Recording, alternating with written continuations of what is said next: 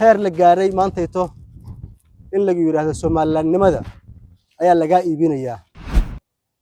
Halkee laga arkay qofkii ka hadlaa SNM oo xasuuqday dadka ama ka hadlaa xuquuqdiisaba in la yiraahdo waxa tahay Awdal State. ogsoonow aqoonsiga Israa'iil ay sheegatay ee aqoonsanayso Somaliland waa faragelin cad oo xeerka caalamiga dhan aan meelna ka soo galayn. sidaad ogtihiin wasiirka arrimaha dibadda waxa uu ku soo galay Somaliland dhuumasho asagoo dansanaya raadaarka internationalka lagu yaqaan. Cirro inuu ku wajahan yahay reer Awdal maxay faa'iido ku qabaan 34 sano ay ka mid ahaayeen nidaamka halka beel ee Somaliland.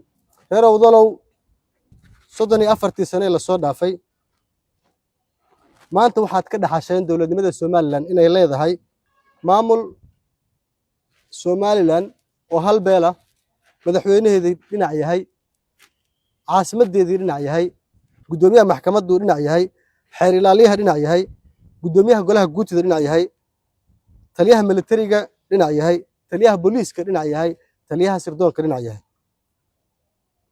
waxaan rabaa 28 wasaaradood ay leedahay maamulka halka beel qiyaasta halkan ina ka qaadataan. waad ogtihiin 18 wasiir waxa iska leh hal beel 18 wasiir ku xigeen waxa iska leh hal beel 18 agaasimo waxa iska leh isla beesha. reer Awdalow Somaliland may idin dhisin airport mayna idin dhisin dekad maynan idin dhisin kaabayaasha dhaqaalaha ee loo sameyn lahaa xaqan u leeyihiin reer Awdal. gobolka Awdal oo ka kooban Boorama, Baki, Lughaya iyo Saylac waxaad ogtihiin in haddii aad ka soo baxdo Boorama oo aad tagto Lughaya wadooyinka halbowlaha inaynan wada aadan u haysan. haddii aad ka soo baxdo Boorama oo aad u socoto Baki inaad meelaad marto haysan. haddii aad ka soo kacimtanto Boorama oo aad u socoto Saylacna aysan wada ku lahayn. waa xaqiiqada dhabta ah ee meesha ka jirta. inta oo dhan markii laga soo tago waxaan u adkeysanay nidaamkaas oo beenta fokatay ay noqotay amnigiina ilaashada. amniga gobolka Awdal iyo reer Awdal waa amni ay gacanta ku hayaan dadka reer Awdal. waa amni iyaga ay keensadeen. reer Awdalow maxaad ku faa'iideen midnimada? waxaad ku faa'iideen in la idinku xasuuqo mar kale December 2025 oo la idinkaga dilo sniperro 20 dhalinyaro ah magtoodina maanta inta la idinkugu keenay Boorama la yiri waa tan magtiina. waxaa la idinka dhaawacay 214 qof ilaa 16 qof oo dhiigoodu meelna aan lagu sheegin. waxaan rabaa inaan halkan dhex gashto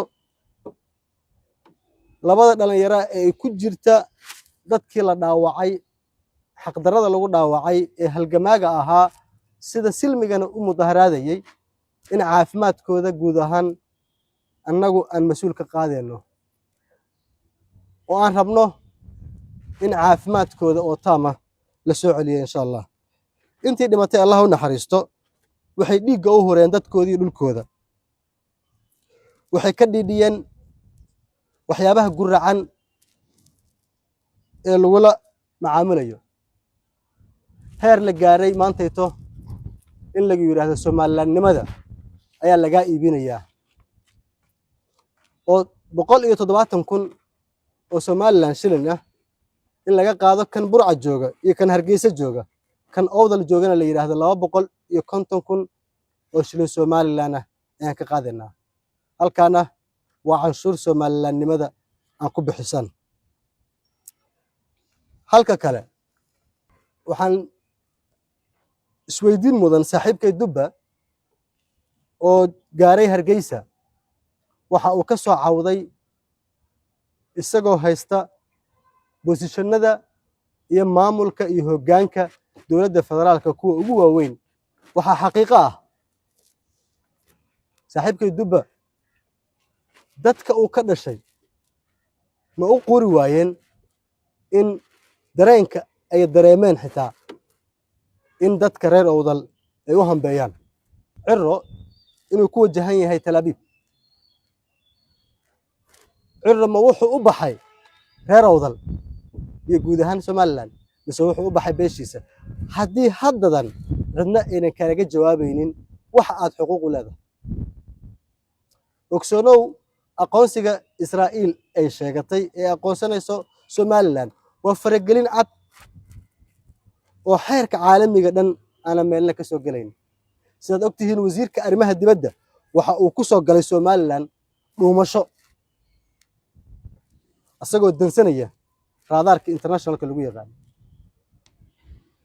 waxaad ogtihiin in hankii badda lagu bixiyey ay socon weysay. waxaana idinku bishaareynaya tan ma soconayso.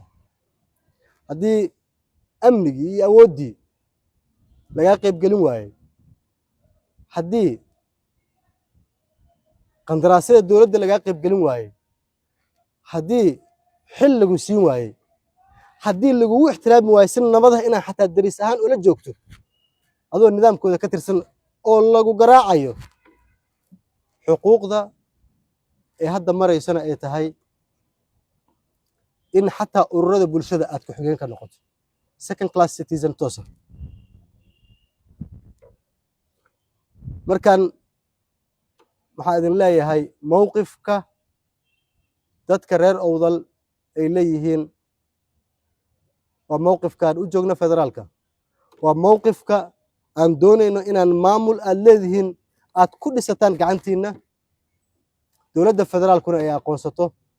dowladda federaalka Soomaaliya maxay barbar dhigaysaa Somaliland? waxay barbar dhigaysaa dhulkaada inay madaxweyne uu yeesho nin reer Awdal ah, in mustaqbalkaaga nin reer Awdal uu go'aamiyo, in jihada geopoliticska ku taalla adduunka go'aamadaada ay noqdaan go'aamo ku salaysan danahaada uu madaxweyne aad adiga leedahay soo samaysto. reer Awdalow waxaa la joogaa waqtigii midnimada. waxaa la joogaa waqtigii aad maamul idinka aad leedihiin aad samaysan lahaydeen, maamul madaxweynaheeda aad leedihiin, mustaqbal aad idinka leedihiin, iyo deked aad idinka leedihiin aad dhisan lahaydeen, eelaboor aad idinka leedihiin aad dhisan lahaydeen. maaha waqtigii xaqiinna aad indhaha mar kasta hoos ugu fooraraysaan. maaha warkaygu duulaan hala tago, waa difaacda danihiina, waa difaacda nidaam idinka aad leedihiin. waxaan ugu hambalyeynayaa run ahaantii guud ahaan shaqaalaha Somaliland u shaqeeya ee ka soo jeeda reer Awdal inay kulligood qalbiga ku hayaan maamul ay leeyihiin inay samaystaan. waxaan hubaa inaad leedihiin kartidii, sida hadda aad u muujiseen awooddiinna, sida hadda aad u muujiseen sida silmiga aad u bannaan baxdeen, sida aad hadda u muujiseen dhulkiinna saad u difaacanaysaan. rabitaanka reer Awdal iyo kartida ay u leeyihiin in dadkooda dantooda iyo mustaqbalkooda ay yeeshaan, dhistaan eerabooro ee ayagu leeyihiin, dhisaan deked ay leeyihiin, dhisaan ciidan ay leeyihiin, dhisaan gole amni ee reer Awdal keligood ka talinayaan amnigooda.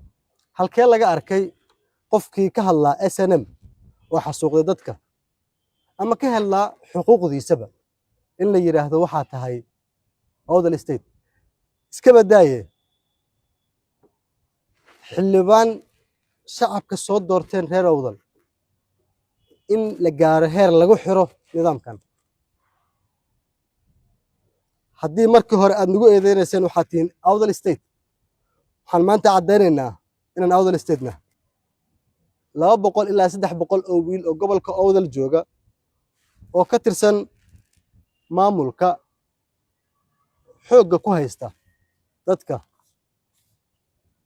kana gadaya Soomaalilandnimada waxaan u sheegaynaa wiilasha ka jooga halkaa si silmi ah inay maamulkooda dadka reer awdal u daayaan markan waxay dadka reer awdal diyaar u yihiin difaaca dantooda meel walba ay dunida ka joogaan waxaa xaqiiqo ah saylac inay tahay buqcad adduunka dhan uu doonayo Israa'iilna aysan ahayn meesha ay rabto Berbera ay tahay